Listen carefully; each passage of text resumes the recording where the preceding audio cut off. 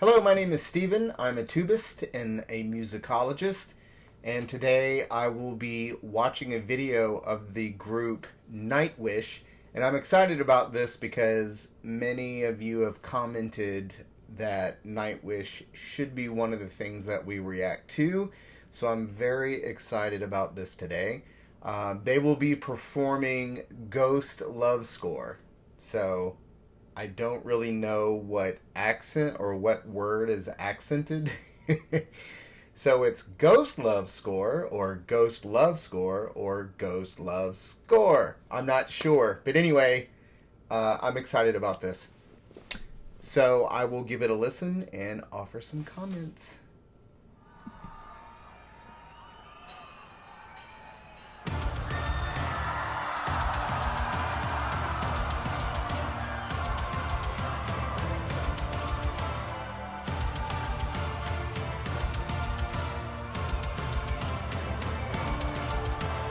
If I wasn't looking, I would think that this would be like Cirque du Soleil Corsair or something.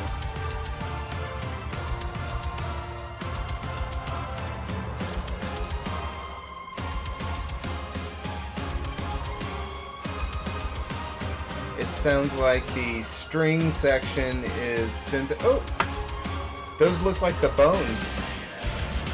Remember the Goonies? Andy had to play the bones for them to get out.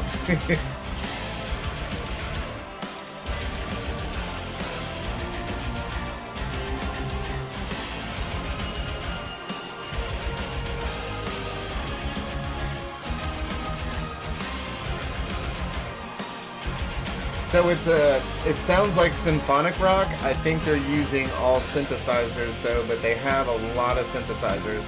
Because you hear strings, but you can kind of tell that they're not real.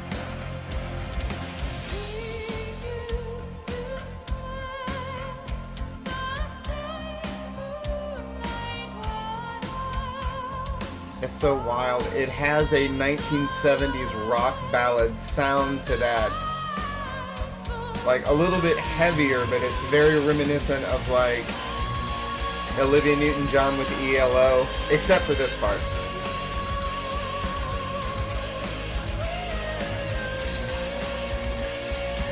So what I find really interesting so far is it's a very harsh rock sound, but her being very up in her head voice, singing long lines. It really is like a juxtaposition of texture. There's like this, harder texture below, and then how her voice and how she's using it softens everything up. It is so beautiful.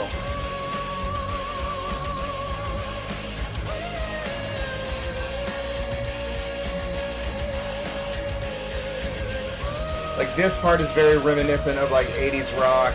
Maybe not the voice, but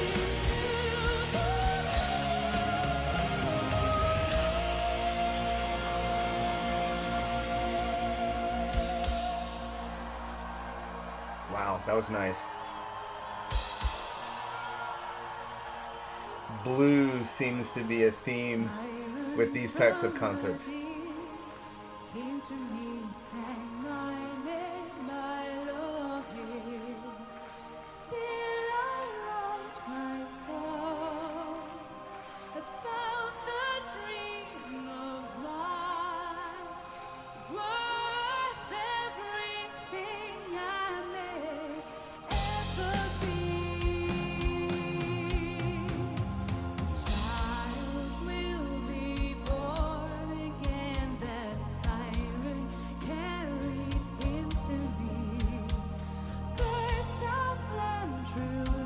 Get little glimpses of like Billy Idol in there.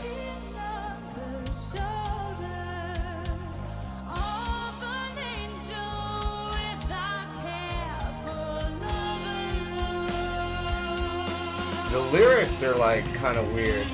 Like I know that this is like symphonic rock or whatever, and it's like different and whatever.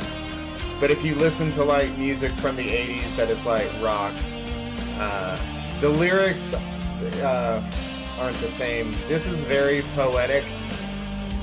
Like, I can listen to the words, but I don't really exactly know what they mean, and they're using a lot of words that we don't really use in English, like older words.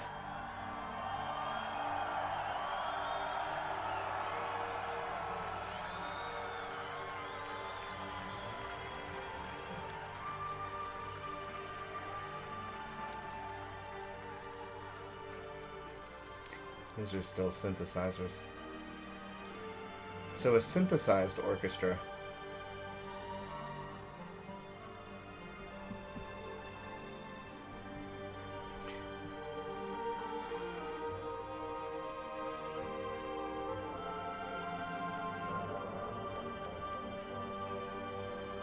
Oh, that's nice.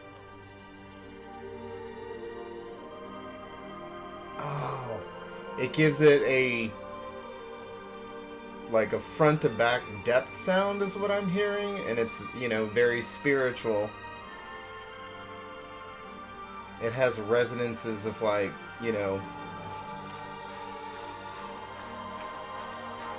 oh wow, that's beautiful.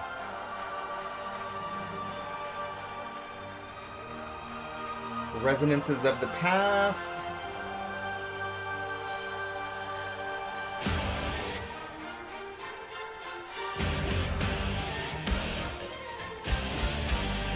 Now it sounds like the firework display at Epcot Center.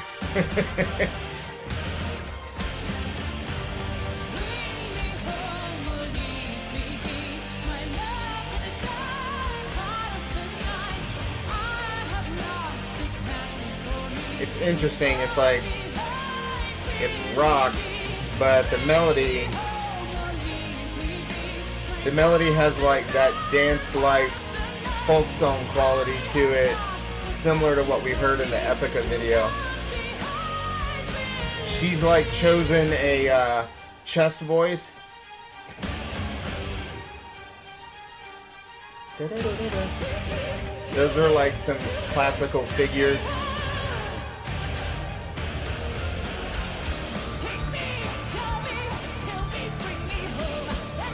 Kill her.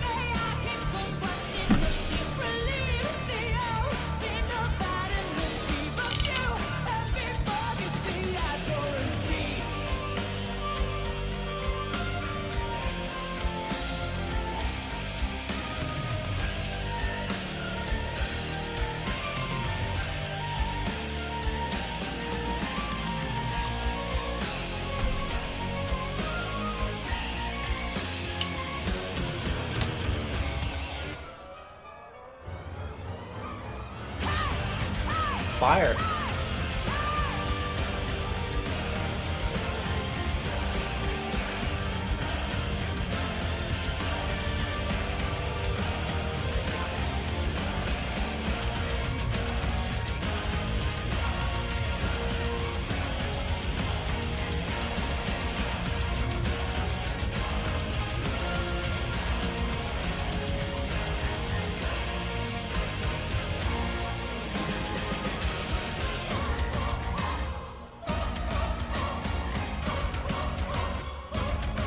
Sounds like the Da Vinci Code.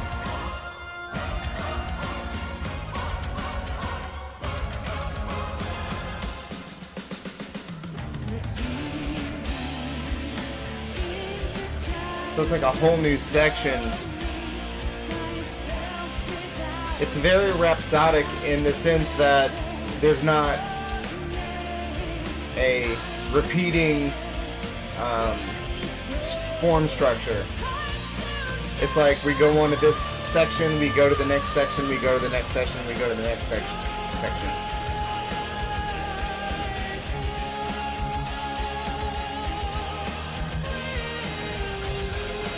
Sounds like the Cult.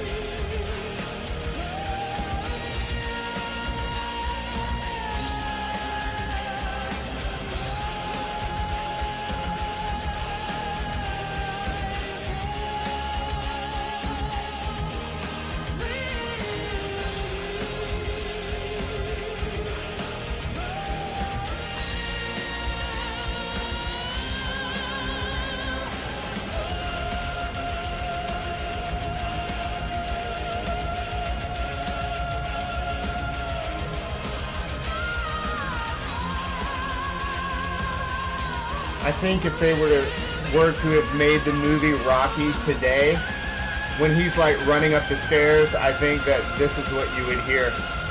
It's like the 2020 version of the Rocky soundtrack.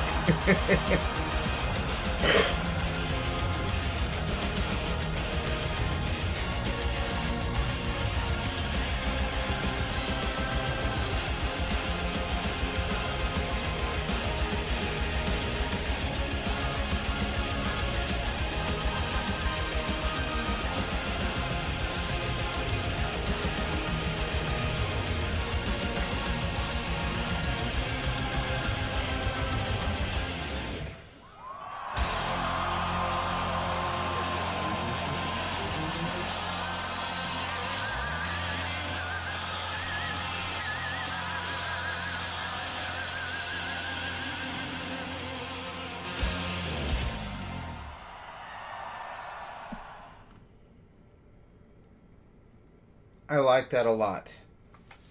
Okay, so let me think of some stuff. So again, that was Ghost Love Score, performed by Nightwish.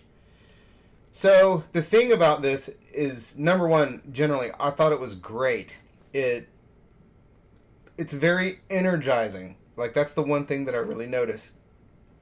I think with this example and the Epica example, episode 1, there's so much going on at one time, it's kind of hard to really pick something out to talk about.